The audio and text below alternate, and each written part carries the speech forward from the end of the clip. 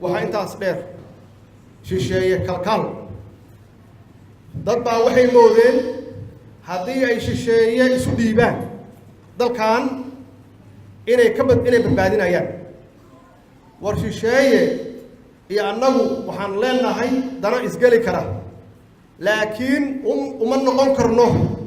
gun uma noqon karno taas ogaada